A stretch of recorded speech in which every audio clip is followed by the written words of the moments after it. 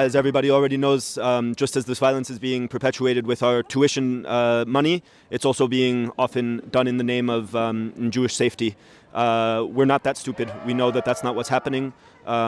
We know that, like all other colonial projects in history, it's about money and land and resources. And while every student here is working to make sure that their education is not complicit in the ongoing genocide, as Jewish students, we're also here because we know that they will mobilize our supposed safety to try to suppress this, to try to make it look like a hate camp or something like that. We know better, and while we're mostly here, just like the rest of our comrades and our colleagues and our classmates, because we feel a responsibility to make sure that this university ends its complicity in the genocide, we also know that as Jewish students, we've been forced into a place where we have to wear our identity on our sleeves in this way to protect the camp from the claims that this is somehow against us or somehow makes us less safe on campus. First of all, I'm a SOAS alumni, so I feel really invigorated to see students rising up in line with the global student actions that have been happening in various different continents. We're seeing over 142 encampments globally. The students here are also rising up because since October, students have been suspended in an effort to eradicate Palestinian organizing on campus, and they want to crush anyone who stands up for Palestine, whether it be staff or student. They are doing everything in their effort, but the key word here is that they are attempting this and they're actually not succeeding, and this is why we're seeing students rising up here today.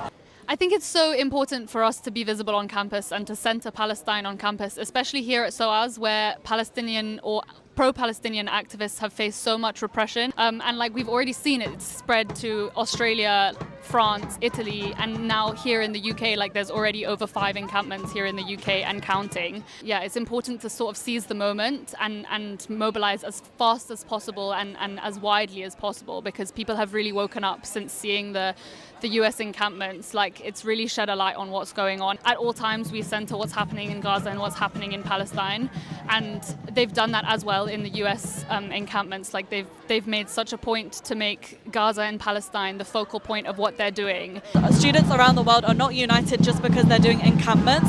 Encampments are a tactic and are part of a longer-term strategy to advance our political goals of applying pressure on administration to end their complicity, and also applying pressure on government politics and politics more nationally. And the way that that's being achieved is through seeing the encampments as a site to politicize students further and to raise political consciousness on campus. One of the main student chants is that we won't stop, we won't rest until they divest. And this is the key message. So whether it's on the camps, in the tents, in the encampment, or it's through other tactics, students will not stop until university adhere to their demands.